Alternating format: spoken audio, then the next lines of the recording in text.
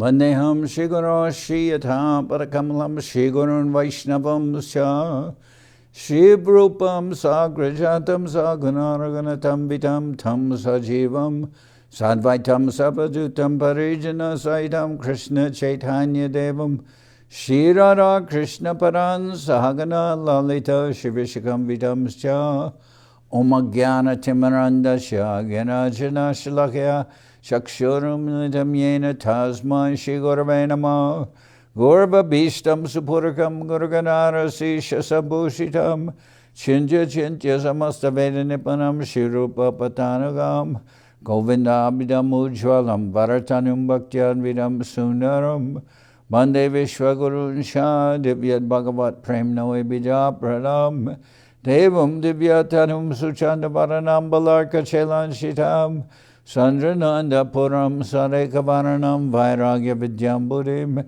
Sri Siddhanta Nidhim Subhakti Lasitam Saraswatanam Baram Bande Tam Shivaram Madeka Sharanam Nyasishvara Shidaram Mansha Kopatarubhyasya Kripa Sindhubhyevacha Patitanam Pavenibhyo Vaishnavebhyo Namo Namah Namo Mahamaranyaya Krishna Prema Pradayate Krishnaya Krishna Chaitanya Namane Gauratavishe Namo Om Namo Bhagavate Vasudevaya Om Namo Bhagavate Vasudevaya Om Namo Bhagavate Vasudevaya. So today is Varaha Dvadasi.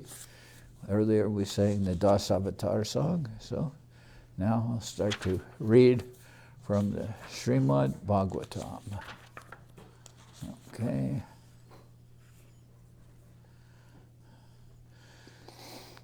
Chapter 17 of the third canto. Victory of Hiranyaksha over all the directions of the universe. Maitreya Uvacha Naisham Yatma Bhuvagitam Karanam Shankayojita Tata Sarve Nyavartanta Tridivaya Divokasha. Sri Maitreya said, the demigods, the inhabitants of the higher planets, were freed from all fears upon hearing the cause of the darkness explained by Brahma, who was born from Vishnu. Thus they all returned to their respective planets.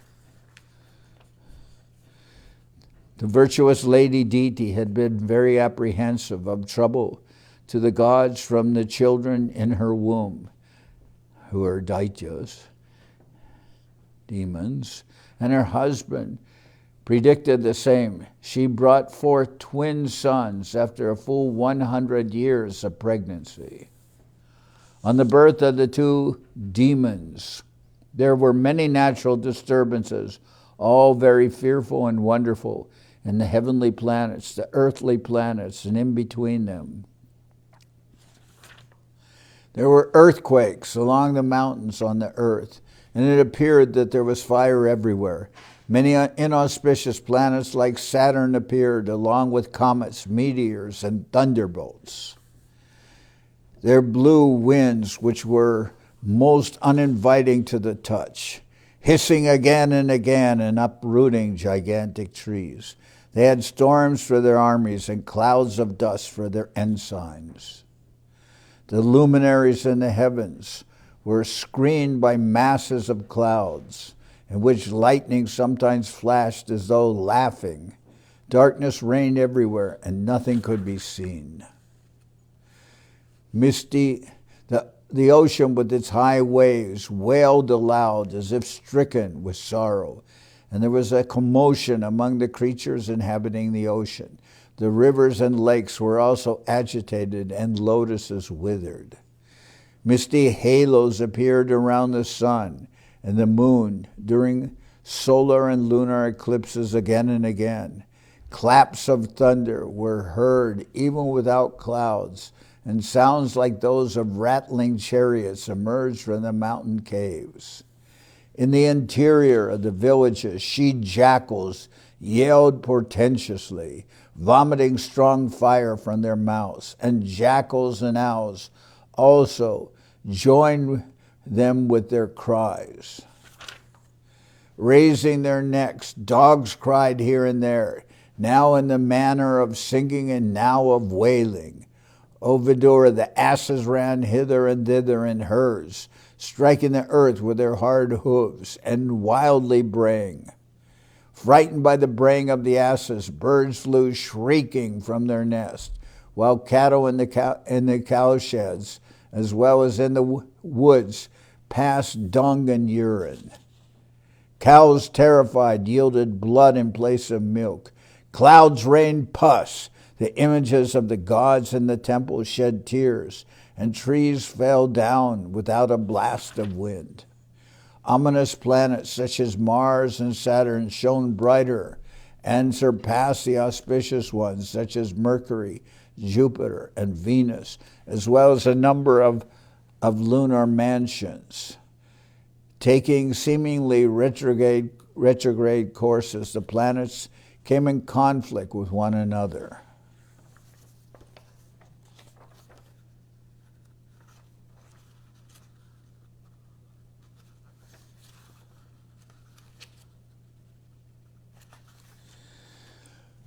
Marking these and many other omens of evil times, everyone but the four sage sons of Brahma, who were aware of the fall of Jai and Vijay and of their births as Diti's sons, was seized with fear. They did not know the secrets of these potents and thought that the dissolution of the universe was at hand. These two demons who appeared in ancient times soon began to exhibit uncommon bodily features. They had steel-like frames which began to grow just like two great mountains. Their bodies became so tall that they seemed to kiss the sky with their crest of their gold crowns. They blocked the view of all directions, and while walking shook the earth at every step. Their arms were adorned with brilliant bracelets, and they stood as if covering the sun with their waist, which were bound with excellent and beautiful girdles. Kashyapa, Prajapati, the creator of the living entities, gave his twin sons their names. The one who was born first he named Hiranyaksha, and the one who was first conceived by Diti he named Hiranyakashipu. So who was born, the two who was born last is the oldest because he is higher in the womb. Okay. The elder child, Hiranyakashipu, was unafraid of death from anyone within the three worlds because he received a benediction from Lord Brahma. He was proud and puffed up due to the benediction and was able to bring all three planetary systems under his control. His younger brother, Hiranyaksha, was also ready to satisfy his elder brother by his activities. Hiranyaksha took a club on his shoulder and traveled all over the universe with a fighting spirit just to satisfy Hiranyakashipu. Hiranyaksha's temper was difficult to control. He had anklets of gold tinkling about his feet. He was adorned with a gigantic garland, and he rested his huge mace on one of his shoulders.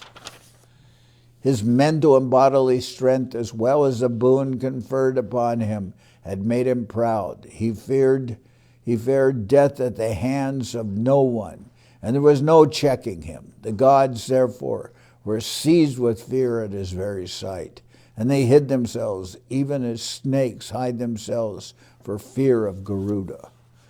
On not finding Indra and the other demigods who had previously been intoxicated with power, the chief of the Daityas, seeing that they had all vanished before his might, roared loudly.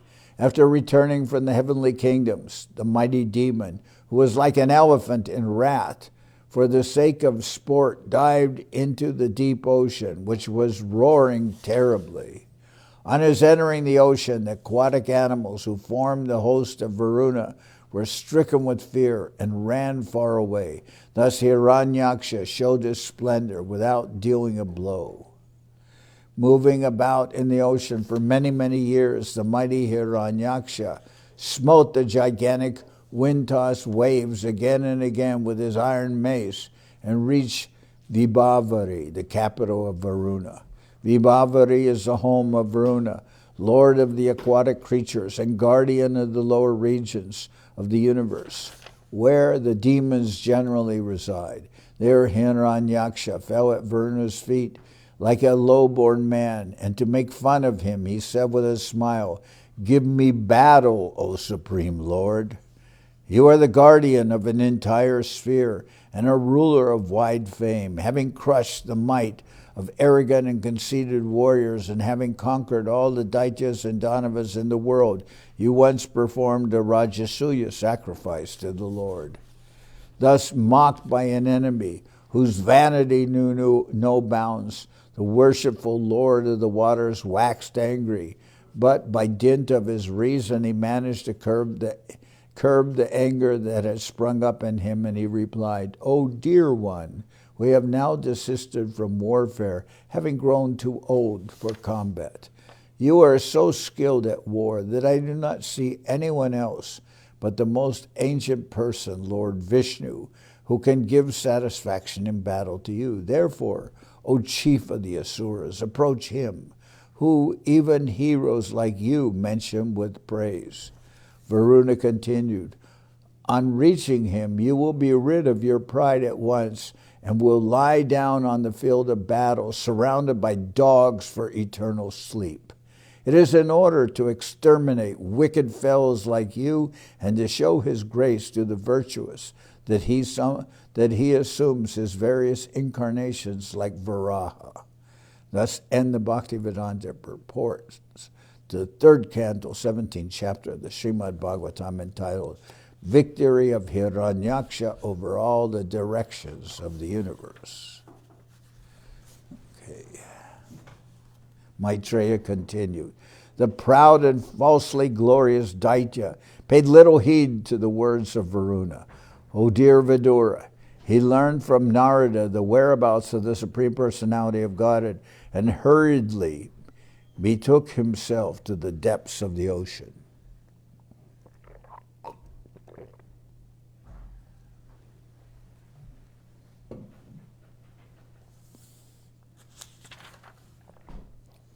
Are you going? He saw there the all-powerful personality of Godhead in his boar incarnation, bearing the earth upward on the ends of his tusks and robbing him of his splendor with his reddish eyes. The demon laughed, "Oh, an amphibious beast." In a previous chapter, we have discussed the incarnation of the Supreme Personality of Godhead as Varaha the boar, while Varaha, with his tusks, engaged in uplifting the submerged earth from the depths of the waters. The great demon Hiranyaksha met him and challenged him, calling him a beast. Demons cannot understand the incarnations of the Lord. They think that his incarnations as a fish or boar or tortoise are big beasts only. They misunderstand the body of the Supreme Personality of Godhead, even in his human form, and they deride his descent. In the Chaitanya Sampradaya, there is sometimes a demoniac misconception about the descent of Nityananda Prabhu. Nityananda Prabhu's body is spiritual, but demoniac persons consider the body of the Supreme Personality to be material, just like ours. Avajanante Mambudha, persons who have no intelligence, deride the transcendental form of the Lord as material. And previously it was described how Varaha Dev came out of very nice. Varaha Dev came out of the nostril of Lord Brahma and then flew up into the sky and gradually grew and grew until he assumed the form of a gigantic boar, the Varaha incarnation. Okay.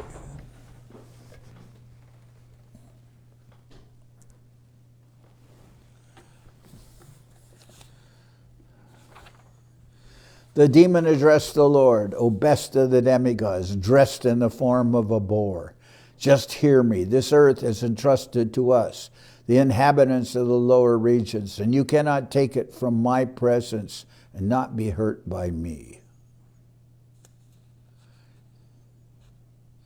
You rascal, you have been nourished by our enemies to kill us, and you have killed many demons by remaining invisible. O fool, your power is only mystic. So today I shall enliven my kinsmen by killing you. The demon continued, when you fall dead with your skull smashed by the mace, hurled by my arms, the demigods and sages who offer you oblations and sacrifice and devotional service will also automatically cease to exist, like trees without roots. Although the Lord was pained by the shaft-like abusive words of the demon, he bore the pain. But seeing that the earth on the ends of his tusks was frightened, he rose out of the water just as an elephant emerges from with its female companions when assailed by an alligator.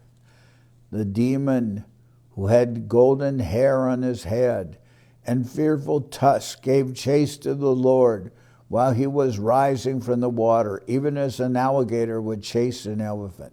Roaring like thunder, he said, "Are you not ashamed of running away before a challenging adversary? There is nothing reproachable for shameless creatures."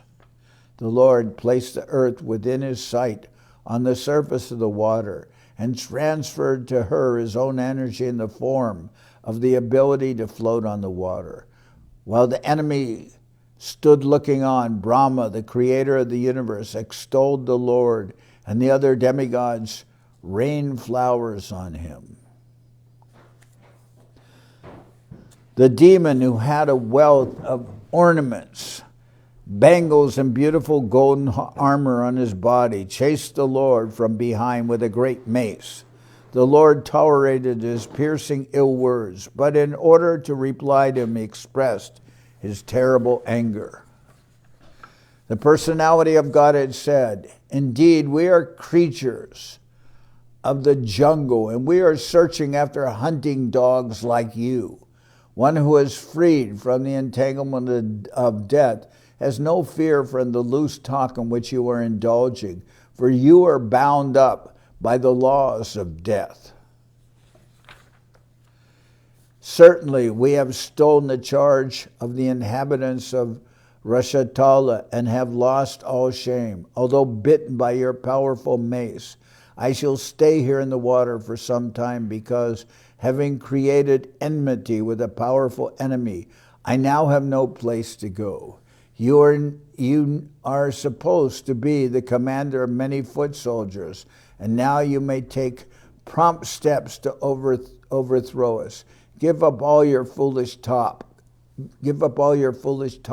And wipe out the cares of your kith and kin by slaying us. One may be proud, yet he does not deserve a seat in an assembly if he fails to fulfill his promised word." Sri Maitreya said, the demon, being thus challenged by the personality of God, it became angry and agitated, and he trembled in anger like a challenged cobra. Hissing indignantly, all his senses shaken by wrath, the demon quickly sprang upon the Lord and dealt him a blow with his powerful mace. The Lord, however, by moving slightly aside, dodged the violent mace blow aimed at his breast by the enemy, just as an accomplished yogi would elude death. The personality of God had now exhibited his anger and rushed to meet the demon, who bit his lip in rage, took up his mace again, and began to repeatedly brandish it about. Then, with his mace, the Lord struck the enemy on the right of his brow. But since the demon was expert in fighting, O gentle Vidura, he protected himself by a maneuver of his own mace. In this way, the demon Hiranyaksha and the Lord, the personality of God, had struck each other with their huge maces, each enraged and seeking his own victory. There was keen rivalry between the two combatants. Both had sustained injuries on their bodies from the blows of each other's pointed maces, and each grew more and more enraged at the smell of blood on his person. In their eagerness to win, they performed maneuvers of various kinds, and their contest looked like an encounter between two forceful bulls for the sake of a cow. O descendant of Kuru, Brahma, the most independent demigod of the universe, accompanied by his followers, came to see the terrible fight for the sake of the world between the demon and the personality of Godhead, who appeared in the form of a boar. After arriving at the place of combat, Brahma, the leader of thousands of sages and transcendentalists, saw the demon who had attained such unprecedented power that no one could fight with him. Brahma then addressed Narayan, who was assuming the form of a boar for the first time. Lord Brahma said, "My dear Lord, the demon has proved to be a constant pinprick to the demigods, the Brahmins, the cows, and innocent persons who are spotless and always dependent upon worshiping your lotus feet. He has become a source of fear by unnecessary harassing them. Since he has attained a boon from me, he has become a demon, always searching for a proper combatant, wandering all over the universe for his infamous purpose." Lord Brahma continued, "My dear Lord, there is no need to play with this serpentine demon, who is always very skilled in conjuring tricks and is arrogant, self-sufficient, and most wicked." Brahma continued, "My dear Lord, you are infallible. Please kill this sinful demon before the demoniac hour arrives, and he presents another formidable approach favorable to him. You can kill him by your internal potency without doubt. My Lord, the darkest evening which covers the world is fast approaching. Since you are the soul of all souls, kindly kill him and win victory for the demigods." The auspicious period known as Abhijit, which is most opportune for victory, commenced at midday and is all but past. Therefore, in the interest of your friends, please dispose of this formidable foe quickly. This demon, luckily for us, has come of his own accord to you, his death ordained by you. Therefore, exhibiting your ways, kill him in the duel and establish the worlds in peace. Thus end the Bhaktivedanta purports of the third canto, 18th chapter of the Srimad Bhagavatam, entitled The Battle Between Lord Boar and the Demon Hiranyaksha. Chapter 19, The Killing of the Demon Hiranyaksha. Sri Maitreya said, after hearing the words of Brahma, the Creator, which were free from all sinful purposes, and as sweet as nectar, the Lord heartily laughed and accepted his prayer with a glance laden with love.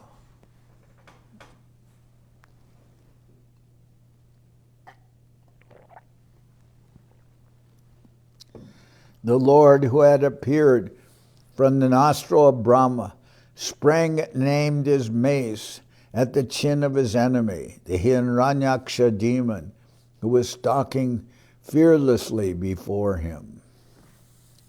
Struck by the demon's mace, however, the Lord's mace slipped from his hand and looked splendid as it fell down whirling. This was miraculous, for the mace was blazing wonderfully. Even though the demon had an excellent opportunity to strike his unarmed foe without obstruction, he respected the law of single combat, therefore kindling the fury of the Supreme Lord. As the Lord's mace fell to the ground, then a cry of alarm arose from the witnessing crowd of gods and rishis. The personality of Godhead acknowledged the demon's love of righteousness and therefore invoked his Sudarshan discus. As the discus began to revolve in the Lord's hands, and the Lord contended at close quarters with the chief of his Vaikuntha attendants, who had been born as Hiranyaksha, a vile son of Diti. There issued from every direction strange expressions uttered by those who were witnessing from airplanes. They had no knowledge of the Lord's reality, and they cried, "May victory attend you. Pray, dispatch him. Play no more with him." When the demon saw the personality of Godhead, who had eyes just like lotus petals, standing in position before him, armed with his Sudarshan discus, his senses were overpowered by indignation. He began to hiss like a serpent, and he bit his lip in great resentment.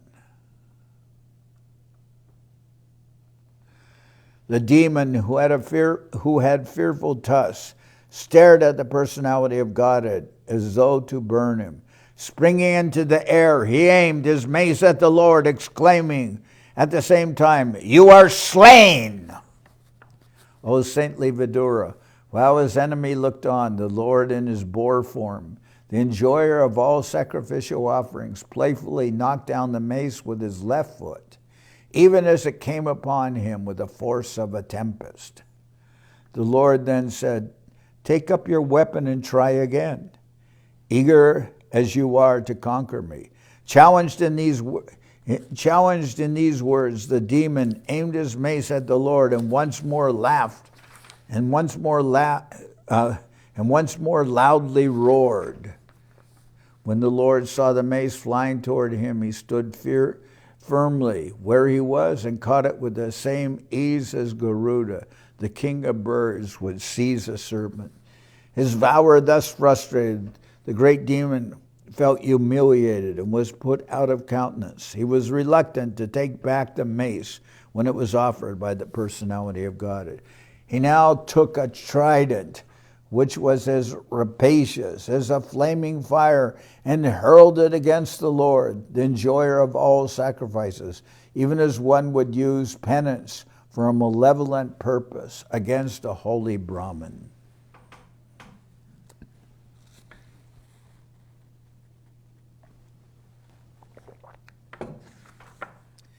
Hurled by the mighty demon with all his strength, the flying trident shone brightly in the sky.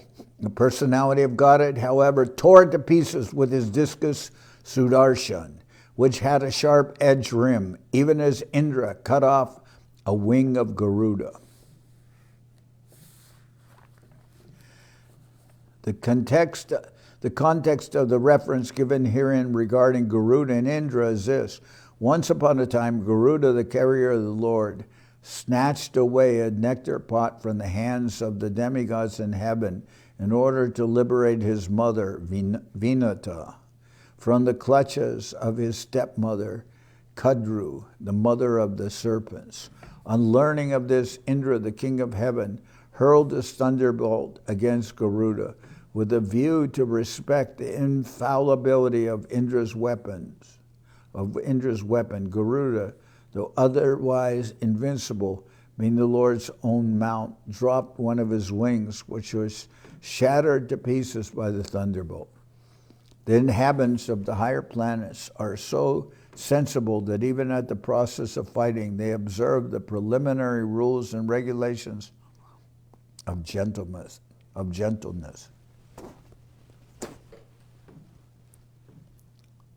In this case, Garuda wanted to show respect for Indra. Since he knew that Indra's weapon must destroy something, he offered his wing. The demon was enraged when his trident was cut to pieces by the discus of the personality of God. He therefore advanced toward the Lord and, roaring aloud, struck his hard fist against the Lord's broad chest, which bore the mark of Srivatsa. Then he went out of sight.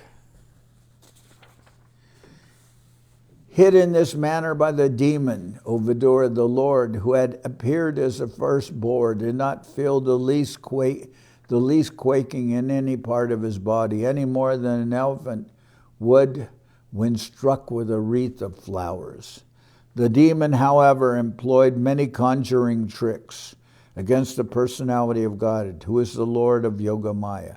At the sight of this, the people were filled with alarm and thought that the dissolution of the universe was near. Fierce winds began to blow from all directions, spreading darkness occasioned by dust and hailstorms. Stones came in volleys from every corner as if thrown by machine guns. The luminaries in outer space disappeared due to the skies being overcast with masses of clouds, which were accompanied by lightning and thunder. The sky rained pus, hair, blood, stool, urine, and bones. O sinless Vidura, mountains discharged weapons of various kinds, and naked demonesses, armed with tridents, appeared with their hair hanging loose. Cruel and savage slogans were uttered by a host of ruffian yakshas and rakshasas, who all either marched on foot or rode on horses, elephants, or chariots. The Lord, the personal enjoyer of all sacrifices, now discharged his beloved Sudarshan, which was capable of dispersing the magical forces displayed by the demon.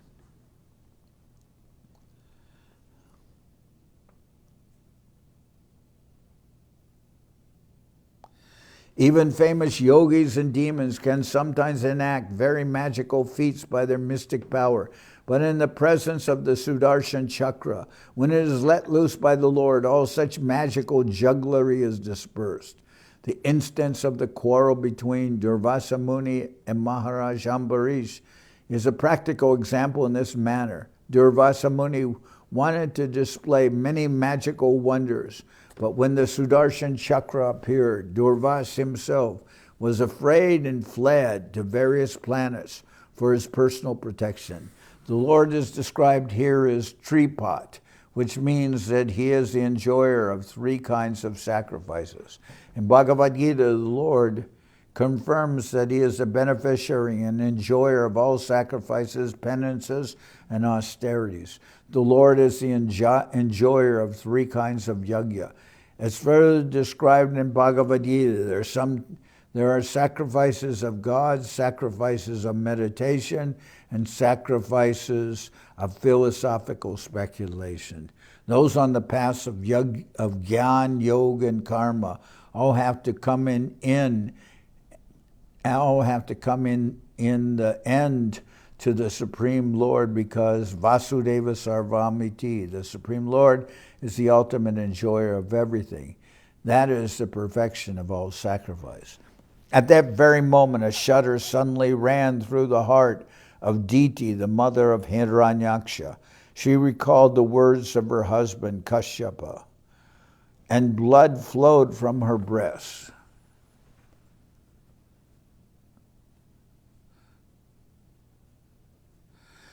At Hiranyaksha's last moment, his mother Diti remembered what her husband had said. Although her sons would be demons, they would have the advantage of being killed by the personality of God and himself. She remembered this incident by the grace of the Lord, and her breasts flowed blood instead of milk. In many instances, we find that even when a mother is moved by affection for her sons, milk flows from her breasts. In the case of the demon mother, the blood could not transform into milk, but it flowed down her breast as it was. Blood transforms into milk. To drink milk is auspicious, but to drink blood is inauspicious, although they are one and the same thing. The formula is applicable in the case of cow's milk also. When the demon saw his magic forces dispelled, he once again came into the presence of the personality of God at Keshava, and full of rage tried to embrace him within his arms to crush him. But to his amazement, he found the Lord standing outside the circle of his arms. The demon now began to strike the Lord with his hard fists, but Lord Adhoksa just slapped him in the root of the ear, even as Indra, the Lord of the Maruts, hit the demon Vrita. Those struck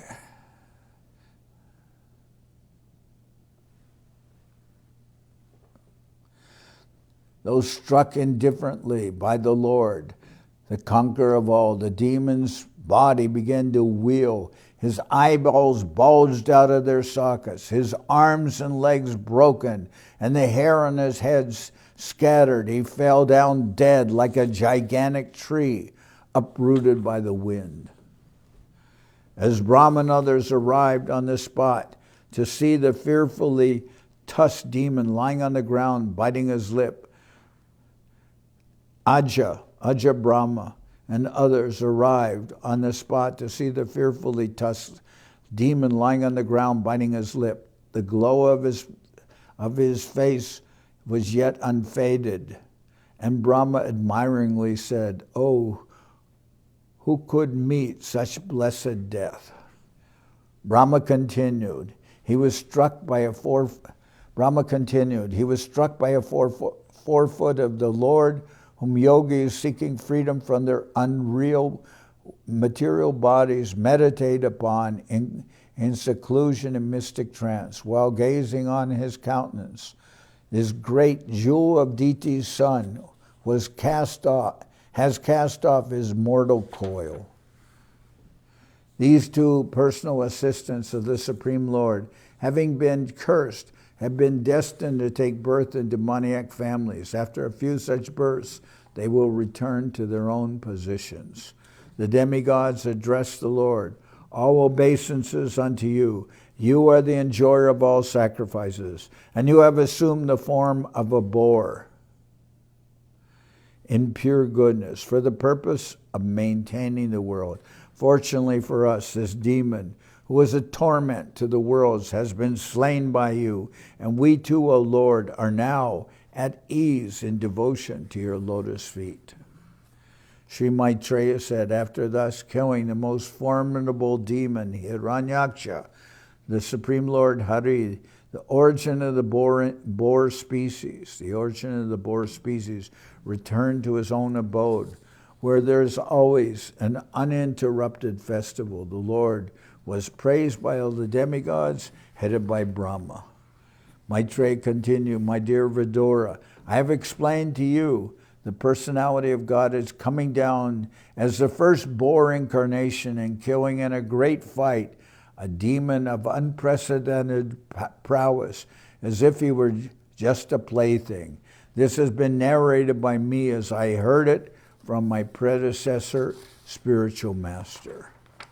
Sri Sutta Goswami continued, my dear Brahman, Chatta Vidura, the great devotee of the Lord, achieved transcendental bliss by hearing the narration of the pastimes of the Supreme Personality of Godhead from the authoritative source of the sage Kosharava Maitreya, and he was very pleased. What to speak of hearing the pastimes of the Lord, whose chest is marked with Srivatsa? People may take transcendental pleasure even in hearing of the works and deeds of the devotees, whose fame is immortal. The personality of God had delivered the king of the elephants, who was attacked by an alligator, and who meditated upon the lotus feet of the Lord. At that time, the female elephants who accompanied him were crying, and the Lord saved them from the impending danger. What grateful soul is there who would not render his loving service to such a great master as the personality of Godhead? The Lord can be easily pleased by spotless devotees who resort exclusively to him for protection, though the unrighteous man finds it difficult to propitiate him. O Brahmanas, anyone who hears chants or takes pleasure in the wonderful narration of the killing of the Hiranyaksha demon by the Lord, who appeared as the first boar in order to deliver the world, is at once relieved of the results of sinful activities, even the killing of a Brahmin. This most sacred narrative confers extraordinary merit, wealth, fame, longevity, and all the objects of one's desire. On the field of battle, it promotes the strength of one's vital organs and organs of action. One who listens to it at the last moment of his life is transferred to the supreme abode of the Lord, O dear Shonika.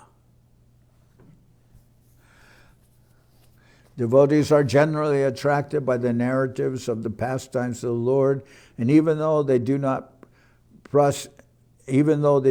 prosecute austerities or meditation, this very process of hearing attentively about the pastimes of the Lord will endow them with innumerable benefits, such as wealth, fame, longevity, and other desirable aims of life. If one continues to hear Srimad Bhagavatam, which is full of narratives of the pastimes of the Lord, at the end of this life, one is sure to be transferred to the eternal, transcendental abode of the Lord. Thus, hearers are benefited both ultimately and for as long as they are in the material world. That is the supreme, sublime result of engaging in devotional service. The beginning of devotional service is to spare some time and listen to Srimad Bhagavatam from the right source. Lord Chaitanya also recommended 5 items of devotional service, namely, to serve the devotees of the Lord, to chant Hare Krishna, to hear Srimad Bhagavatam, to worship the Lord, to worship the deity of the Lord, and to live in a place of pilgrimage. Just performing these 5 activities can deliver one from the miserable condition of material life. Thus, in the Bhaktivedanta purports of the 3rd canto, 19th chapter of the Srimad Bhagavatam, entitled The Killing of the Demon Hiranyaksha.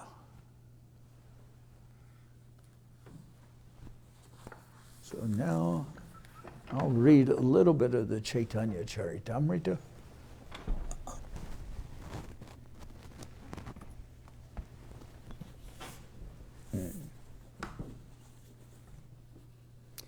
Just to some pages where we were yesterday.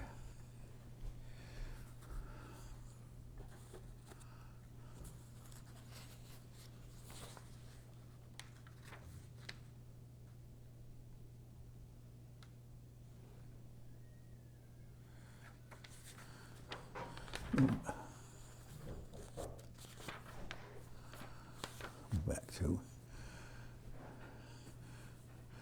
So this is from the chapter Antya 5, Ramananda Raya instructs Pradymna Mishra. Verse number 68. Garigiya Mishra Koila Snana Bojan Sandhyakale Dekite Aila Prabhur Charan. After returning home, after hearing from Ramananda Raya, Pradymna Mishra bathed and ate his meal. In the evening, he came to see the lotus feet of Sri Chaitanya Mahaprabhu.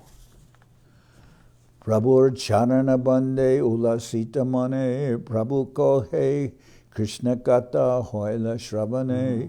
In great happiness, he worshipped the lotus feet of Sri Chaitanya Mahaprabhu. The Lord inquired, "Have you heard topics about Krishna?" Mishra Kohe Prabhu More Kritartha Korila Krishna Katam Rita Arnave More Dubaila. Pradymna Mishra said, "My dear Lord, you have made me extremely obliged to you because you have drowned me in a nectarian ocean of talks about Krishna." Ramananda Roy Kata Kohile na Hoy Manusha na Herai Krishna Bhakti Rasamoy. I cannot properly describe the discourses of Ramananda Roy, for he is not an ordinary human being. He is fully absorbed in the devotional service of the Lord.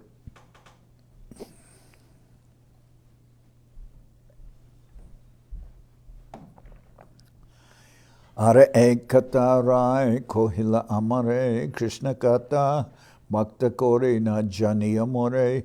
There's one other thing Ramananda Roy said to me: "Do not consider me the speaker in these talks about Krishna. Moramuke kata kohen apane gorachandra jaiche kahaya taiche kohi jena bina yantra. Whatever I speak is personally spoken by Lord Sri Chaitanya Mahaprabhu. Like a stringed instrument, I vibrate whatever he causes me to speak. Moramuke kahai kata kore paracha pratividena janive e lila tahar. In this way, the Lord speaks through my mouth to preach the cult of Krishna consciousness. Within the world, who will understand this pastimes of the Lord, this pastime of the Lord's? Jai Saba Shunilun Krishna Rasara Sagar Brahmadi Devaraye Sabna Hoy Gochar. What I have heard from Ramananda Raya is like a nectarian ocean of discourses about Krishna. Even the demigods, beginning with Lord Brahma, cannot understand all these topics. Henarasapana more koraila tumi, janme janme tomar pai, vikailana ami. My dear Lord, you have made me drink this transcendental nectar of Krishna Katha. Therefore, I am sold to your lotus feet life after life. Prabhu kohe Ramananda vinayarakani apanara kata paramunde dena ani. Sri Chaitanya Mahaprabhu said, Ramananda Roy is a mind of great humility. Therefore, he has attributed his own words to another's intelligence. Mahanu babere sahaja swabhava hoy apanara guna nahi apane kahai. This is a natural characteristic of those advanced in devotional service. They do not personally speak of their own qualities. Ramananda Raya re kahilu gunalesh Pradymna Mishra re jaiche koila upadesh. I have described but a fraction of the transcendental attributes of Ramananda Roy as revealed when he instructed Pradymna Mishra. Grihasta hana naherai shadvargera bashe vishayi haya sanyasira upadeshe. Although Ramananda Roy was a householder, he was not under the control of the 6 kinds of bodily changes. Although apparently a pound and shillings man, he advised even persons in the renounced order. Sri Ramananda Roy externally appeared to be a grihasta who was under the influence of the external material energy, not a self-controlled brahmachari, vanaprastha, or sannyasi. Grihastas, householders, who are under the influence of the external energy, accept householder life for the purpose of sense enjoyment. But a transcendentally situated Vaishnava is not subjected to the influence of the senses by the Lord's material rule of the 6 kinds of bodily changes, kama, krodha, lobha, moha, mada, and matsarya, even when he plays the part of a grihasta.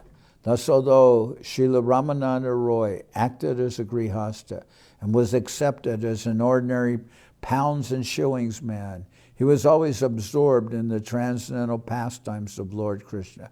Therefore, his mind was spiritually situated, and he was interested only in the subject of Krishna. Ramananda Roy was not among the Mayavadi impersonalists or materialistic logicians who are opposed to the principles of Lord Krishna's transcendental pastimes. He was already spiritually situated in the order of renounced life. Therefore, he was able to turn sand into gold by spiritual potency, or, in other words, to elevate a person from a material to a spiritual position. Esab gunatara prakash korite mishrere pataila tahan shravana korite. To demonstrate the transcendental attributes of Ramananda Roy, Sri Chaitanya Mahaprabhu sent Pradymna Mishra to hear discourses about Krishna from him. Bhakta guna prakashite prabhu balojane nana bhangite guna prakashi nija labhamane. The Supreme Personality of Godhead, Sri Chaitanya Mahaprabhu, knows very well how to demonstrate the qualities of his devotees. Therefore, acting like an artistic painter, he does so in various ways and considers this his personal profit. Ara ek swabhava gorer shuna bhaktagan, Aishvarya swabhava gura kore prakatan.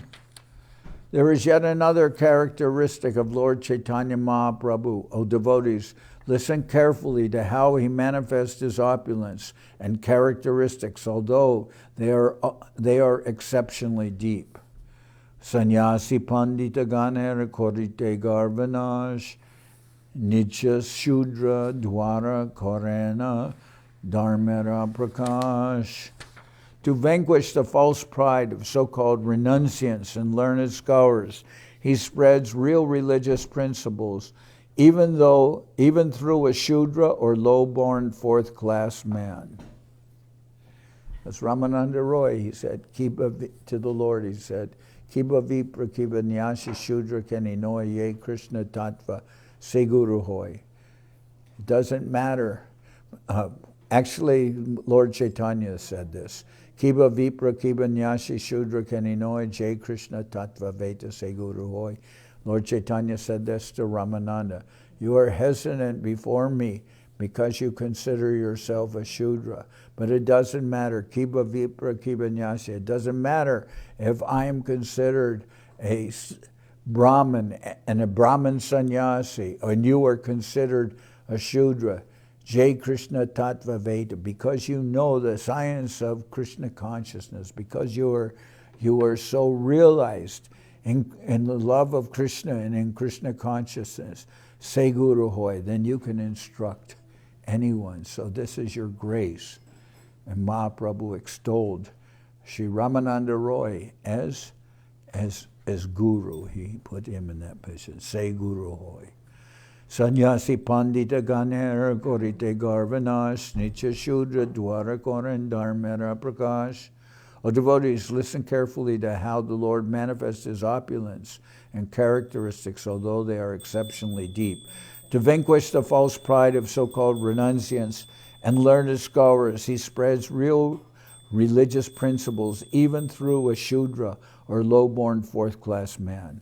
When a man is greatly learned in the Vedanta Sutras, he is known as a Pandit or learned scholar. Generally, this qualification is attributed to Brahmins and Sannyasis. Sannyas, the renounced order of life, is the topmost position for a Brahmin, a member of the highest of the four Varnas, Brahman, Kshatriya, Vaishya, and Shudra. According to public opinion, a person born in a Brahmin family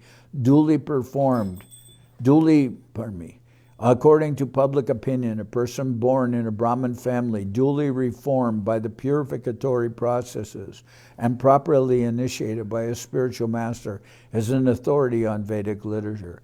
When such a person is offered the sannyas order, he comes to occupy the topmost position. The Brahmin is supposed to be the spiritual master of the other three Varnas, namely Kshatriya, Vaishya, and Shudra. And the sannyasi is supposed to be the spiritual master even of the exalted Brahmins. Generally, Brahmins and sannyasis are very proud of their spiritual positions.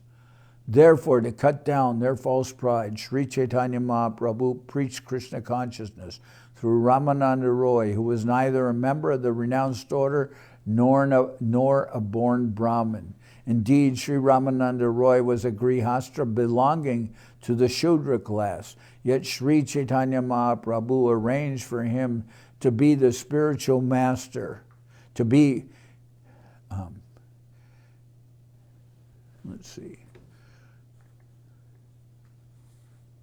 Indeed, Sri Ramananda Roy was a Grihastra belonging to the Sudra class, yet Sri Chaitanya Mahaprabhu arranged for him to be the master who taught Pradymna Mishra, a highly qualified Brahmin born in a Brahmin family. Even Sri Chaitanya Mahaprabhu himself, although belonging to the renounced order, took instructions from Sri Ramananda Roy. In this way, Sri Chaitanya Mahaprabhu exhibited his opulence through Sri Ramananda Roy. That is the special significance of this incident. According to Sri Chaitanya Mahaprabhu's philosophy, Ye Krishna Tattva Veta Se Guru Hoy. Anyone who knows the science of Krishna can become a spiritual master without reference to whether or not he is a brahman or sannyasi. Ordinary people cannot understand the essence of Shastra, nor can they understand the pure character, behavior, and abilities of strict followers of Sri Chaitanya Mahaprabhu's principles. The Krishna conscious movement is creating pure, exalted Vaishnavas, even from those born in families considered lower than those of Shudras. This is proof that a Vaishnava may appear in any family as confirmed in Srimad Bhagavatam. Kirata Hunandra Pulinda Pukasha Abira Shumba Yavana Kasadaya Yenye Chapapa Yad Upash Rashraya Yenye Chapapa Ya Apashraya Shraya Shujanti Tasmai Prabhavishnave Namaha. Kiratas, Hunas, Andras, Pulindas, Pukashas, Abiras, Shumbas, Yavanas, and members of the Kasha race, and even others addicted to sinful acts, can be purified by taking shelter of the devotees of the Lord due to his being the supreme power. I beg to offer my respectful obeisances unto him. By the grace of the Supreme Lord Vishnu, anyone can be completely purified, become a preacher of Krishna consciousness, and become the spiritual master of the entire world. This principle is accepted in all Vedic literatures. Evidence can be quoted from authoritative shastras, showing how a low-born person can become the spiritual master of the entire world. Sri Chaitanya Mahaprabhu is to be considered the most munificent personality, for he distributes the real essence of the Vedic Shastras to anyone who becomes qualified by becoming his sincere servant. Bhakti prema tattva kohe rai kore bhakta apane Pradymna Mishra saha hoy shrota. Sri Chaitanya Mahaprabhu preached about devotional service, ecstatic love, and the absolute truth by making Ramananda Raya, a grihastra born in a low family, the speaker. Then Sri Chaitanya Mahaprabhu himself, the exalted Brahman Sannyasi, and Pradymna Mishra, the purified Brahman, both became the hearers of Ramananda Raya. Srila Bhaktivinoda Thakur says in his Amrita Pravaha Bhashya that sannyasis in the line of Shankaracharya always think that they have performed all the duties of Brahmins, and that furthermore, having understood the essence of the Vedanta Sutra and become sannyasis, they are natural spiritual masters of all society. Similarly, persons born in Brahmin families think that because they execute the ritualistic ceremonies recommended in the Vedas and follow the principles of Smriti, they alone can become spiritual masters of society. These highly exalted Brahmins think that unless one is born in a Brahmin family, one cannot become a spiritual master and teach the absolute truth. To cut down the pride of these birthright Brahmins and Mayavadi sannyasis, Sri Chaitanya Mahaprabhu proved that a person like Ramananda Raya, although born in a Shudra family and situated in the Grihastha ashram, can become the spiritual master of such exalted personalities as himself and Pradymna Mishra. This is the principle of the Vaishnava cult, as evinced in the teachings of Sri Chaitanya Mahaprabhu. A person who knows what is spiritual and what is material, and who is firmly fixed in the spiritual position, can be Jagat Guru, the spiritual master of the entire world. One cannot become Jagat Guru simply by advertising oneself as Jagat Guru without knowing the essential principles for becoming Jagat Guru. Even people who never see what a Jagat Guru is and never talk with other people become puffed up sannyasis and declare themselves Jagat Gurus. Sri Chaitanya Mahaprabhu did not like this. Sri Chaitanya Mahaprabhu did not like this. Any person who knows the science of Krishna and who is fully qualified in spiritual life can become Jagat Guru. Thus Sri Chaitanya Mahaprabhu personally took lessons from Sri Ramananda Raya and also sent Pradymna Mishra, an exalted brahman, to take lessons from him. Haridas Devernama Mahatmya Prakash Sanatana Dwara Bhakti Siddhanta Vilas. Sri Chaitanya Mahaprabhu exhibited the glories of the holy name of the Lord through Haridas Thakur, who was born in a Muslim family. Similarly, he exhibited the essence of devotional service through Sanatan Goswami, who had almost been converted into a Muslim. Shri Rupa Dwara Brajana Prema Rasa Lila Ke Bujite Pare Gambhira Chaitanya Kela.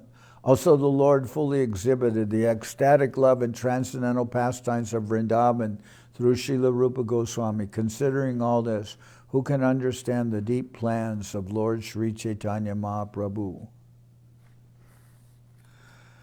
Sri Chaitanya Lila E Amritera Sindhu Tri Jagat Bhaishaite Pare Jara Ek Bindu. The activities of Sri Chaitanya Mahaprabhu are just like an ocean of nectar.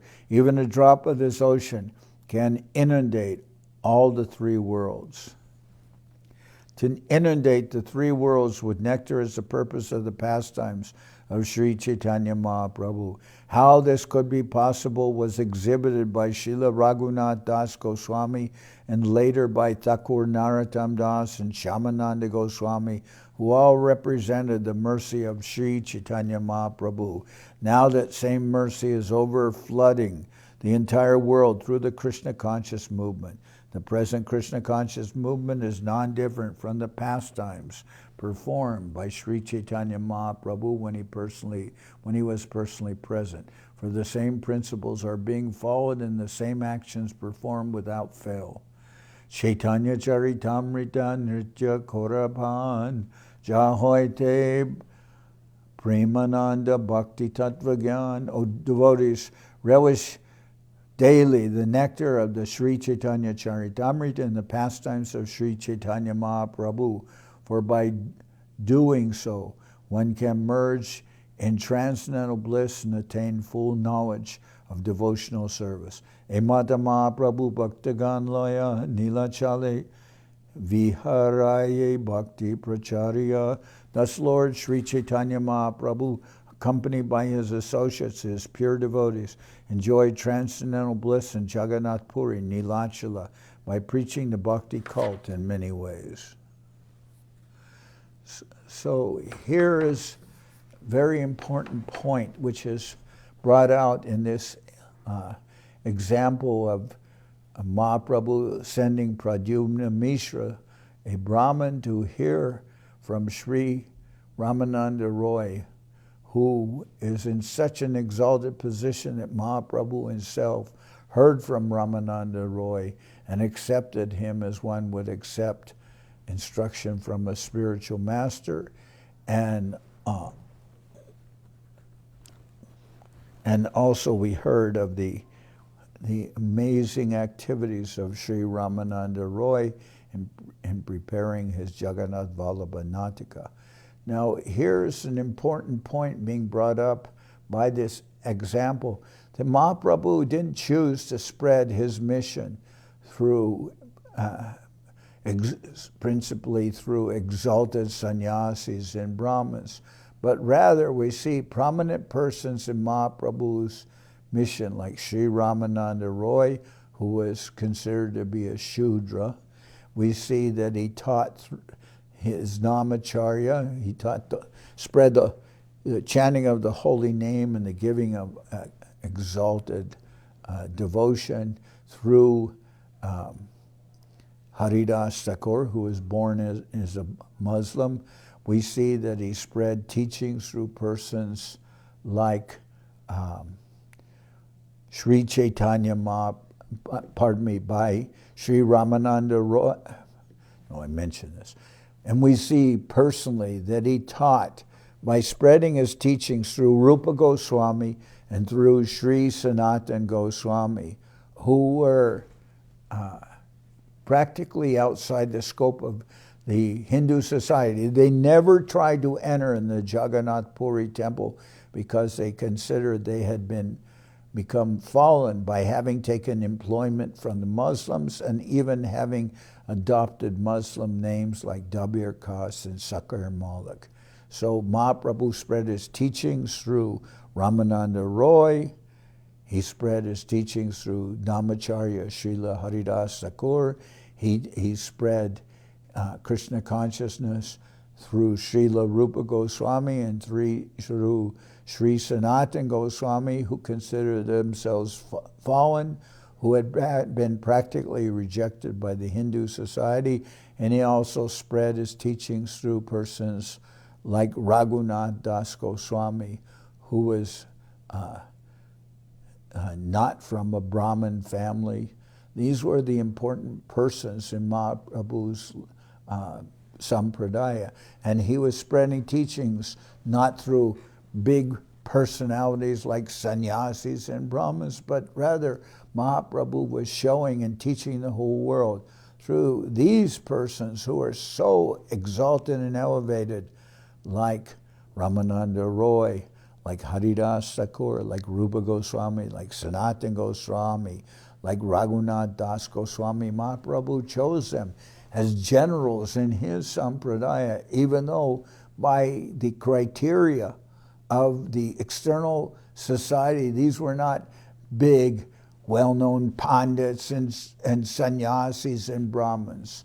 But they're the leaders of Mahaprabhu's mission, and Mahaprabhu chose to spread this mission in the most beautiful way, humbly, through these persons. And now, as Srila Prabhupada notes here, the mission is spreading through persons who weren't even born in the Hindu society, many not born in India, and born in among families that by other standards would be considered Mulecha and Yavana families, and persons born in those families, that they are spreading the teachings of Mahaprabhu and spreading Krishna consciousness all over the world, as Srila Prabhupada desired, as Srila Bhaktisiddhanta Saraswati Thakur desired.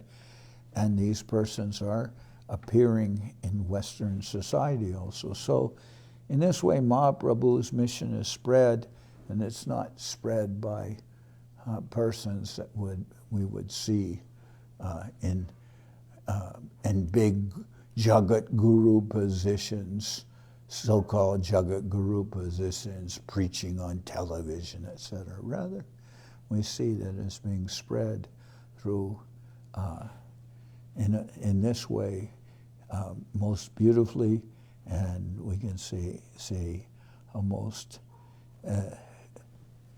and magically all over the world, as Sri Chaitanya Mahaprabhu desired, and as our gurus like Srila Bhaktisiddhanta Saraswati Thakur and Srila Bhakti Vedanta Swami Prabhupada and Srila Bhakti Rakak Sridhar Dev Goswami Maharaj and Srila Bhakti Sundar Govinda Dev Goswami Maharaj, and now through those who are following in their footsteps now are the acharya of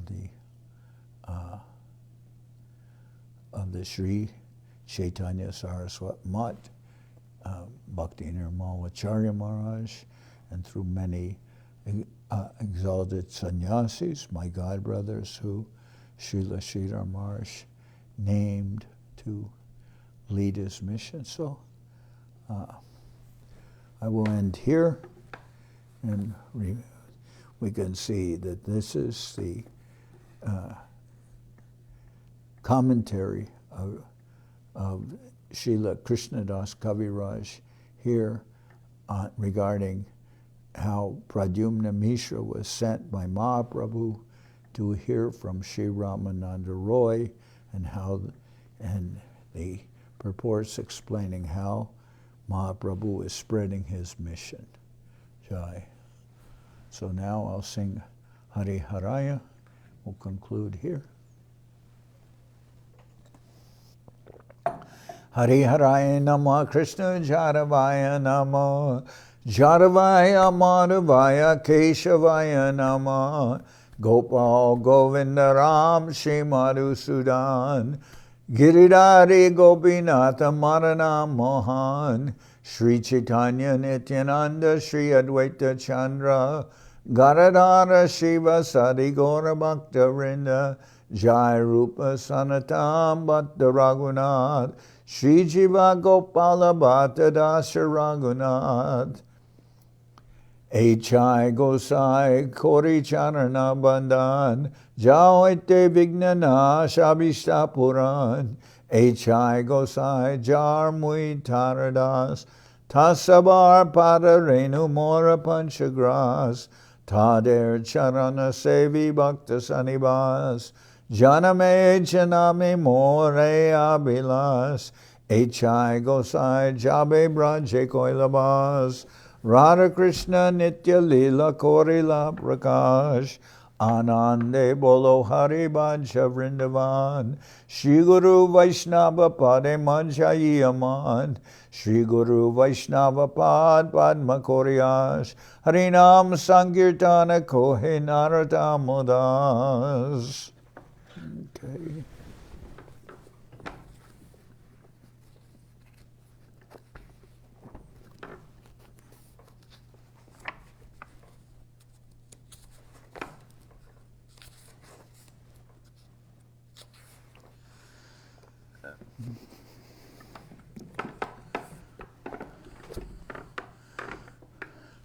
Pralayada payobdi jale ritavana shivedam vihita vahitra charitam akedam keshavadrita mina sharira jaya jagadisha hare jaya jagadisha hare jaya jagadisha hare Shityariha vipulatare tishtati tava prishte Dharani dharana kina chakra garishte Keshavadrita kurma sharira Jaya jagadisha hare Jaya jagadisha hare Jaya jagadisha hare Vasati dashana shikare dharani tavalagna Shashini kalanka kaleva nimagna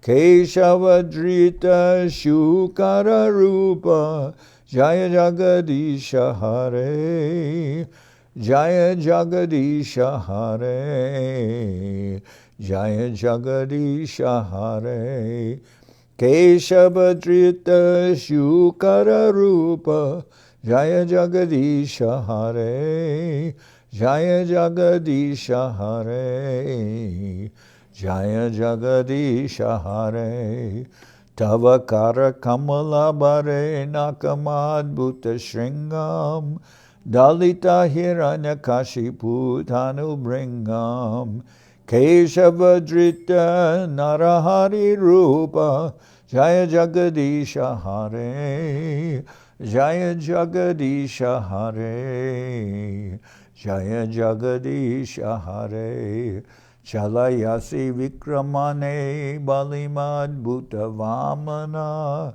Paranaka Nirajanita Janapavana Keshavadrita Vamana Rupa Jaya Jagadisha Hare Jaya Jagadisha Hare Jaya Jagadisha Hare Kshatriya Rudira Maya Jagadapagata Papam Snapayasi Payasi Shamita Bhavatapam Keshavadrita Brigupati Rupa Jaya Jagadisha Hare Jaya Jagadisha Hare Jaya Jagadisha Hare, Vitarasi Dikurane Dikpati Kamaniyam, Dashamukha Mole Bali Ramaniyam, Keshavadrita Rama Sharira, Jaya Jagadisha Hare,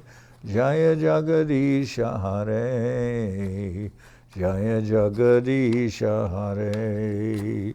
Vahasiva Pushi Vishade Vasanam Jaladabam Halahati Biti Milita Jamunabam Keshavadrita Haladara Rupa Jaya Jagadisha Hare, Jaya Jagadisha Hare, Jaya Jagadisha Hare. Nindasi yagya videra hashruti jatam Sadaya hridaya darshita pashugatam Keshavadrita Buddha Sharira Jaya Jagadisha Hare, Jaya Jagadisha Hare, Jaya Jagadisha Hare. Mulecha Nivaha Nidane Kalayasi Karavalam Dhumaketumiva Kimapi Karalam Keshavadrita Kalki Sharira Jaya Jagadisha Hare, Jaya Jagadisha Hare, Jaya Jagadisha Hare. Shri Jaya Deva Kaviraj Muditam Mudaram Shenu Sukadam Shubhadam Bhavasaram Keshavadrita Dashavida Rupa Jaya Jagadisha Hare, Jaya Jagadisha Hare, Jaya Jagadisha Hare. Jai Saparikara Shishi Guru Goranga Gandharvika Giridhari Ju Ki Jai. Jai Om Vishnupad Srila Bhakti Nirmal Acharya Maharaj Ki Jai. Jai Om Vishnupad Srila Bhakti Sundar Govinda Dev Goswami Maharaj Ki Jai. Jai Om Vishnupad Srila Bhakti Rakak Sridhar Dev Goswami Maharaj Ki Jai. Jai Bhagavan Srila Bhakti Siddhanta Saraswati Goswami Thakur Ki Jai. Jai Om Vishnupad Srila Gaur Kishore Das Babaji Maharaj Ki Jai. Jai Om Vishnupad Srila Satchidananda Bhakti Vinod Thakur Ki Jai. Jai Om Vishnupad Vaishnava Sarvabhauma Srila Jagannath Das Babaji Maharaj Ki Jai. Rupanuga Guru Bharga Ki Jai. Nam-acharya Srila Haridas Thakur Ki Jai. Shri Rupa Sanatana Bhatta Raghunath Shri Jiva Gopal Bhatta Dasha Raghunath Shad Goswami Prabhu Ki Jai. Premsigo Shri Krishna Chaitanya Prabhu Nityananda Shri Advaita Gadadhar Shri Vasudeva Shri Gaura Bhakta Vrinda Ki Jai. Srila Krishna das Kaviraj Goswami Prabhu Ki Jai. Sri Chaitanya Charitamrita Ki Jai. Srila Vrindavan Das Thakur Ki Jai. Sri Chaitanya Bhagavat Ki Jai. Narratam Srinivas Shamananda Prabhu Ki Jai.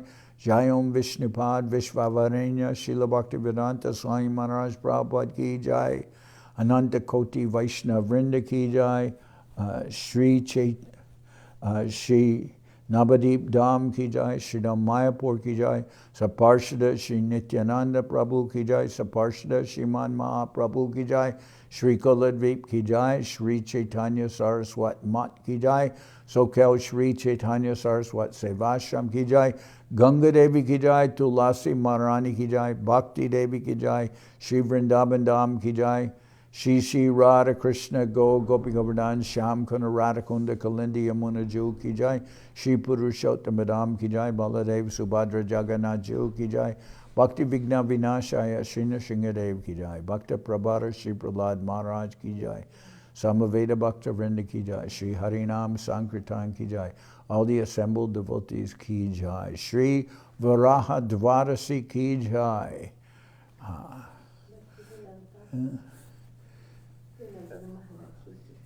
Gaur Premanande Hari Hari Bol.